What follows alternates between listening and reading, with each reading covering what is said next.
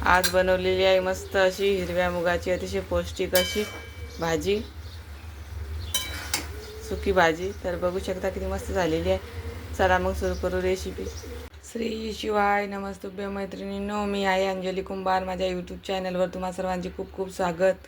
तर आज बनवणार आहे मस्त अशी मुगाची भाजी।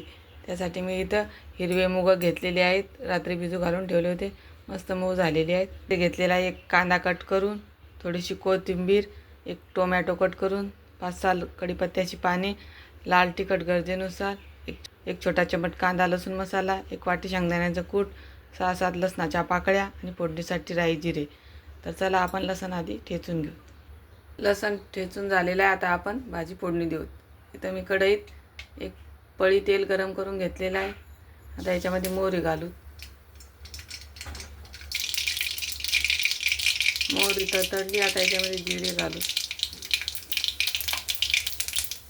ठेचून घेतलेला लसण,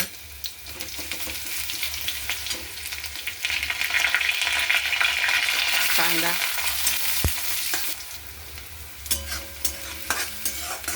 तर कांदा मस्त सोनेरी कलर येईपर्यंत परतून घ्यायचा।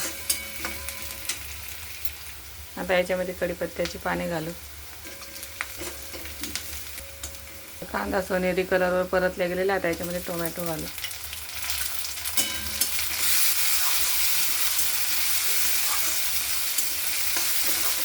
टोमॅटो मऊ होण्यासाठी थोडंसं मीठ घालू। टोमॅटो मस्त मऊ झालेला आहे। आता आपण याच्यामध्ये शेंगदाण्याचं कूट घालून घेऊ। आता 1 चमच हळद घालू।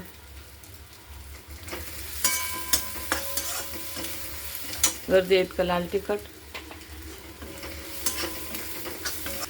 कांदा लसूण मसाला 1 चमच। मसाले मस्त परतले गेलेले आहेत। आता आपण याच्यामध्ये भिजवलेले मूग घालू।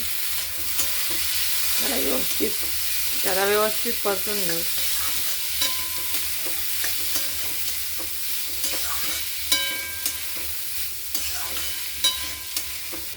तर मसाले मस्त मुगामध्ये मिक्स झालेले आहेत। आता आपण याच्यामध्ये चवीपुरतं मीठ घालू।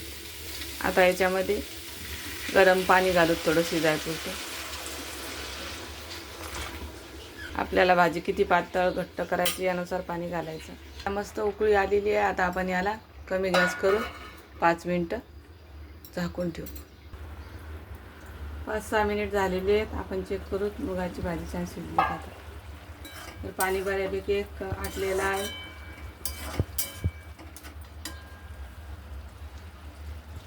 मूग पण मस्त मऊ झालेले आहेत। आता आपण याच्यामध्ये कोथिंबीर घालू।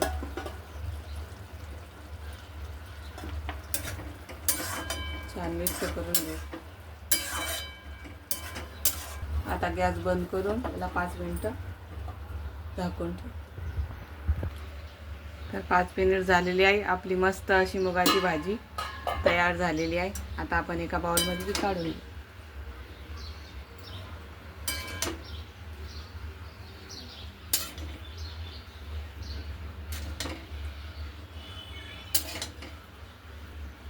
तुम्हाला ही माझी मुगाची भाजीची रेसिपी कशी वाटली नक्की कमेंट करून सांगा, आणि आवडली असल्यास लाईक शेअर सबस्क्राईब करा। धन्यवाद।